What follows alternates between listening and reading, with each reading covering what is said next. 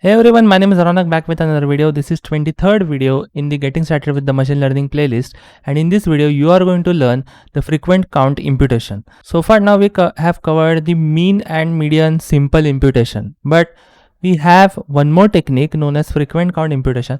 Actually I should have taught this right before that one, but it is fine. We will just today learn about this one. So what is actually frequent count? Alright, so I'll type it over here. So frequent count, it is the most occurred entity, or let's say value, in the overall let's say column. Alright, so it is the most occurred value in overall column. That is the frequent count. And what is frequent count imputation? Frequent count imputation. So we will replacement of the frequent count value with the nan values. All right. So this is the thing that we are going to today focus on. So first of all, we will try finding out the frequent counts that we have in our data set, and later on apply frequent count imputation on it. All right. So the way we do it, so import, I'll say import pandas as pd, then I'll say df is equal to pd dot read underscore csv, and here I'll say titanic.csv. Alright, so this dataset is already available to us. I have shown you in all of my earlier videos, and in this one what I'll do is, so basically we can check for null values. So I'll say is na, and after that I'll say sum. So this is actually going to give me the sum of all the null values. So I have 177 null values in the age, and I want to handle those. So the way I can handle it, so actually I want to do that. So I'll say, so I'll make a function. So first I'll show you how to do it manually, and later on I'll show you how to do it let's say with the sklearn itself. All right, so here I can say let's say most occurred. All right, most occurred. So I want the most occurred variable. All right, I think even here is r most occurred, and we have it. So here I'll start by making a most occurred variable. So the way I do it, so first what I'll do is I'll say df dot age, and I want value counts. So this value counts is going to give me the occurrence of the most highest number. So here the age 24 has been occurred the most. Alright, so 30 times is the occurrence of it. Similarly, I have age 22 with the occurrence of 27. So the way I can pull it is I'll say index, and I'll say 0, and we have it. So I have the 24 age as in this, so I'll just store it in the variable. So I'll say most occurred. Alright, so most occurred actually holds my most frequently occurred age, that is 24, which I'll be replacing with all of the nan values, because I have null value. So 177 times it is going to be replaced.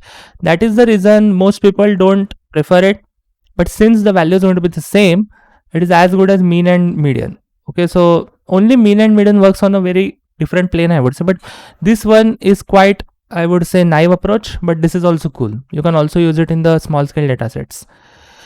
So the way we do it, so I'll make a function. So I'll say let's say frequency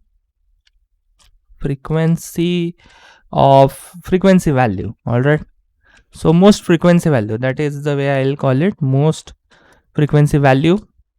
So this is going to take two parameters, let's say. So it is going to take data set, then it is going to take the column name. After that it will ask us for, let's say, the most occurred variable. All right, so occurred variable, let's say. All right, occurred variable. So these are the three parameters that I want to pass.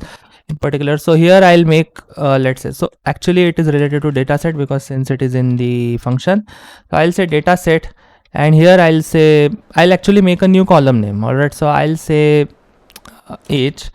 So actually I can use the column name itself, so I'll say column name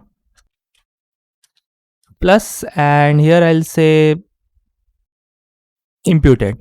All right, imputed, that is the name of the column it is going to hold. And here I'll say data set, and the way I do it, so there are actually many procedures, but let us stick to the very basic one. So what I can do is, I have an idea, I can either fill it using fill na, or I can also use, let's say okay, so we can actually try with the fill na, not an issue, but I'll show you one more method, which is import numpy as np.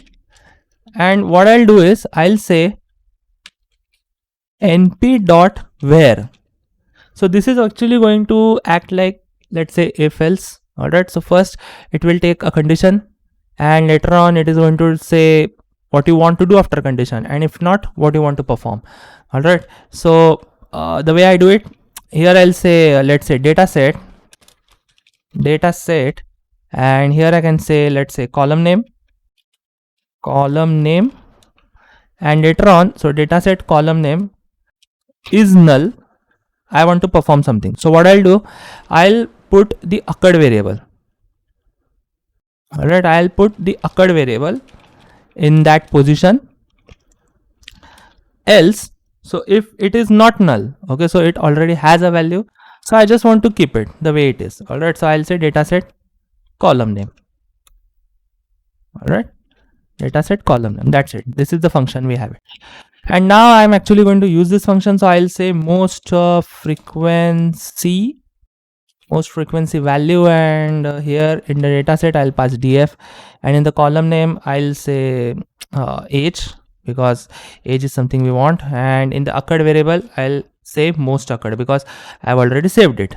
All right, most occurred, and we have it. And now whenever I say df dot head, we have it. Okay, so age imputed is the new variable that I have with me. All right, age imputed. So this age imputed is going to hold all the values, and now I can check, let's say df dot isna, and then I can say dot sum.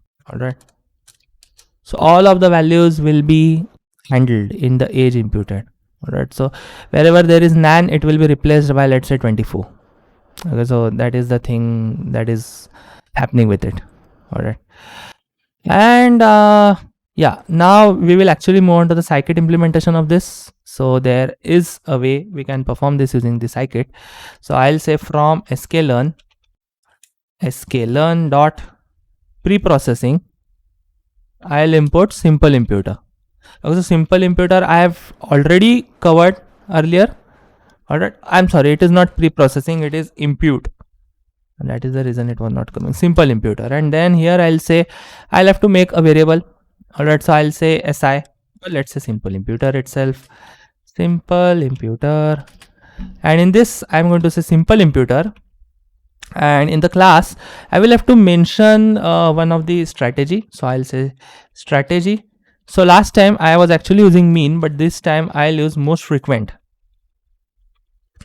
Okay, and later on I'll have to make a variable. So let's say age imputed with, let's say, simple impute. All right, and here I'll say simple imputer dot fit underscore transform, and in this I'll be passing my, let's say, age. All right, so df, and here I'll say age, and we have it. And later on, the way we will actually include this into our data set, so I'll say age imputed, and here I'll say si. All right, and later on here I can just pass the variable that holds all of those values, and we have it. Okay, so now whenever I say df dot head, I'll have the age imputed also. Okay, so it is also replaced by 24. The way we can check let's say the values is, I'll say df dot age dot isna, All right, let us check it like this, and we have it. So here it says there is a null value, so I will actually call this. So I'll say df.loc, and here I'll pass 888. And the way we say it, so age imputed is the function that we have made manually, which has given us 24, and age imputed si is the function given to us by the scikit, which is also giving us 24. All right, so age here is null, so all of the null values are being replaced by this one. Similarly, this age imputed works for a lot of values. Okay, you can actually use this because this is going to include a lot of stuff in a more frequent manner, and it is very, very handy, and I think you should do it.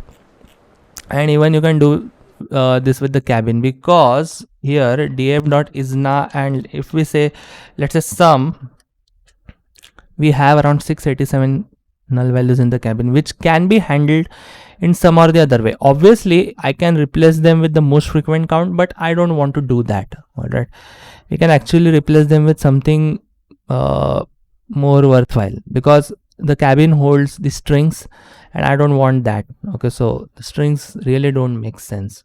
Okay, because the occurrence is not considered over here, and if you want to involve cabin in your machine learning algorithm, you can do that as well. All right, so this is about the frequent count imputation, just a basic tutorial, a glimpse of what the frequent count imputation is.